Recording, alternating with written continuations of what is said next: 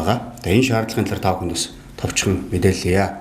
За 2017 оны ерөнхийлөгчийн сонгуульд нэр дэвшсэн 3 нэр дэвшигч 6 дугаар сарын 26-ны өдөр болсон санал хураалтаар хинэнч олонхын дэмжлэгийг авч чадаагүй. Ингээд 7 дугаар сарын 9-нд 2 дахь санал хураалт ингээд хуулийн дагуу зохион байгуулагдахаар товн зарлагдаад явж байна. За энэ 6 дугаар сарын 26-нд болсон санал хураалтын дүн Баян Улгийн аймаг дээр хоцорж сонгуулийн ерөнхий орны сайруудаар орж ирсэн. За энэ асуудлаар Монгол Ардын Хувьсгал намаас нэр дэвшсэн Сайн хүүгийн Ганбаатар энэ Баян Улгийн аймгийн санал хураалтын дүнд одоо манай намыг нөлөөлсөн мэтээр мэдгэл хийж асуудалд хандж байгаа. За энийг бид бол эсэргүүцэж байна. За Баян Улгийн аймаг дээр маргаан үсгээд байгаа 35 мянган саналын хуудсыг бол тоолох асуудлыг тэд тавьж байгаа. За бид Баян Улгийн аймаг дээр байгаа энэ саналын хуудсын бүхэлд нь тоолох, гараар тоолох ийм шаардлагыг өнөөдөр бид нэр сонгуулийн ерөнхий оронд хөргүүллээ. За ер нь энэ сонгуулийн нэгдсэн хуулийг 2015 онд хилцэж байх үед тухайд бид сөрөг хүчин байсан. Энэ үеэр бид нэр сонгуулийн автомат машинаар тоолъё. За мөн гараар 100% тоолё гэдэг ийм саналыг тухайн сөрөг хүчин байсан Монгол Ардын нам санал тавьж байсан. Ажлын хэсэгт нь хөргүүлж байсан. Гэсэн хэдиж тухайн эрх баригчид энэ хуулийн төслийг боловсруулж исэн ажлын хэсэг хүлээж аваагүй. Зөвхөн 50% хүртэлт нь техникийн тооллого явуулъя гэсэн ийм зүйлийг хуульд оруулж өгсөн. За сонгуулийн ерөнхий хороо мэдгэл хийхдээ энэ хуулийн дагуу нийт саналын хуудсанд буюу 1984 тойрог хэсгийн хорон дээр хийгдсэн санал хураалтын дүнг техникийн тооллогыг хийсэн. За энэ техникийн тооллого хийхэд автомат машин болон техникийн тооллого гэж хэлж байгаа энэ гараар тоолохын ажиллагаан дээр ямар нэгэн санал зөрсөн тоол огт гараагүй гэдэг ийм зүйлийг мэдгдсэн байна. Гэсэн хэдий ч Монгол Ардын нам одоо энэ удаагийн энэ Баян Улгийн аймаг дээр үүсэж байгаа энэ асуудал дээр бол бид нэр гараар тоолох шаардлагатай гэдэг энэ шаардлагыг бид нэр сонгуулийн ерөнхий оронд өнөөдөр аль биесээр ингэж хөргүүлсэн байгаа. Энэ тооллогыг яаралтай зохион байгуулах, энэ тооллогот энэ 3 намын нэр дэвшигчийн одоо албаны хүмүүсийг байлцуулах ийм шаардлагыг бид нар бас давхар хөргүүлж байгаамаа. За ингээд эцэстэн та бүхэндээ хэлгээд бол Монгол Ардын нам бол за Монголын ард түмэн төрийн тэргүүнээ сонгох сонгуул нь ил тод шудраг ямар нэгэн хөндлөнгийн нөлөө засвар хий хоосон хардталт зориудын санаатай юм дөрөөж үйл ажиллагааг бол бид нар байх ёсгүй гэж үзэж байгаа. Ийм учраас энэ Баян Улгийн аймгийн дүнг бол бид нар гараар дахин тоолох юм шаардлагыг бид нар хөргүүлж байна. За ингээд өнөөдрийн бас энэ хэвлэлийн хуралд бас улсын хурлын гишүүн Баялхан гишүүн оролцож байгаа. Тэгээд та бас хүлээх үү. За Баян Улгийн аймгийн сонгуул бол ер нь бүх шатанда хуулийн хүрээнд явагдсан гэж үзэж байгаа. Ер нь одоо энэ Малчид голдуу ингээд аймгийн төвөөс 200 км хүртэл нүүж цусланд гарсан. Тэгээд сонгуулийн хэсгийн хороод бол зарим газарт бол аймгийн төвөөс, сумын төвөөс маш их алслагдсан байдалтай сүлжээ барих боломжгүй газарт бол байрлсан байгаа. Тэгээд жил болгоно ингээд оройтдгийг. Өмнөх жилүүд ч гэсэн ер нь хамгийн сүүлд манай аймгаас тэр Алдай Товон багууд тэндээ санал авсан одоо хэсгийн хороодын санал бол их оройтж ирдэг. Энэ жил ч гэсэн оройтсон. Гэхдээ сонгуул бол хуулийн хүрээнд явагдсан. Бүх хэсгийн хороот дээр бол намын төлөөл байгаа. Сагдагийн байгууллагын хүмүүс байгаа.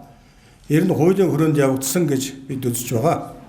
За ингээд манай ардын намаас тэр манай аймгийн бүх одоо сонгуулийн хэсгийн хороодын саналыг дахин тоолох санал тавьж байгаа.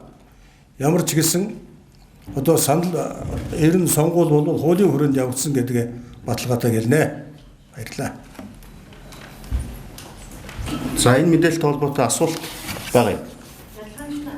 Баян Улгийн аймаг хэдэн сумтаас хэдэн өөрийн толгойн сүлжээ холбогдсон байх юм. Хэдэн сүлжээгөө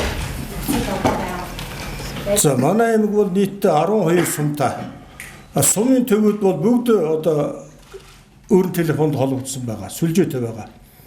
Гэхдээ багууд бол сүлжээгөө, ихэнхэн багууд бол сүлжээнд холбогдоогүй. Тэр багийн төвүүдээр одоо айлууд бол цусланд гарсан байгаа шүү дээ. Тэнд бол ер сүлжээ байхгүй. Зарим газар бол одоо бол ус үйрлсэн, зарим газараас ингээд мэдээлэл хүргэх маш их бэрхшээлтэй байгаа. Зам бартаатай. Тийм учраас ер нь зарим нь бол өглөө хүртэл ингээд ер нь жилийн жилд бол ингээд өглөө хүргэж байсан л да. Ямар хэмжээний зардал авах вэ? За зардлын бол би сайн одоо тоосч мэдэхгүй байна. Ямар ч гэсэн бол ер нь зарим газар бол ер нь 200 км газар нүүчдэг байхгүй. Зардал бол нэлээд гарсан байна л да. За өөр асуулт байна.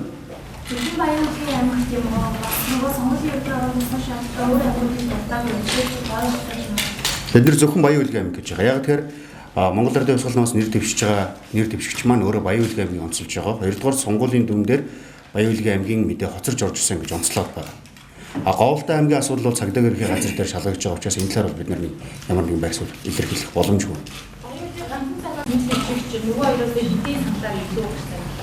За энийг одоо сонгуулийн ерөнхий хороо өчигдөр албан ёсоор мэдээлэл хийцэн үүрээр орж ирсэн гэж байгаа. Хамгийн сүүлийн одоо Говьлтай аймгийн тэр техникийн саатал гарсан аймаг бол 9 цаг 10 минутанд мэдээг ирүүлсэн гэсэн мэдээллийг сонгуулийн ерөнхий хороо өчигдөр хэвлэлийн мэдээллийн байгууллагаар мэдээлэл хийхдээ дурдсан. За энэ мэдээлэлтэй бид нар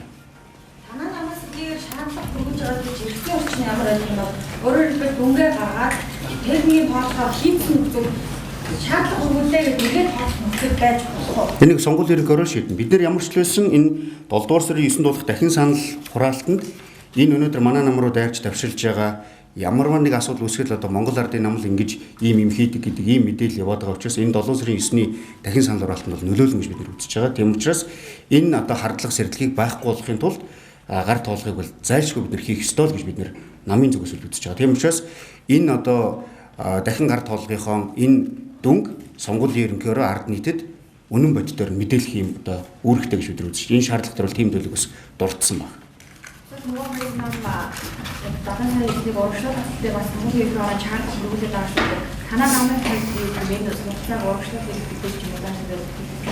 За 7 сарын 9-ний санал хураалт бол мэдээж Баяр наадам нэлээд өгсөн ийм үед зохион байгуулагдчих байна. Гэхдээ гол нь энэ сонгуулийн ерөнхий хорооны эрх мэдлийн асуудал. Энэ дээр одоо бид нар бас нэг тим юм гэж хэлэхэд бол хүндрэлтэй. Гэхдээ зөвхөн гадаад байгаа монголчуудын саналын одоо хуудсыг хэвлэж тараах түгээх энэ 1984 9-ийн хорон дээр бас энэ саналын хуудсыг дахин хэвлэж тараах түгээх гэдэг энэ асуудлыг мэдээж хугацаа морж байгаа байх болов уу гэж бид нар бодож байна.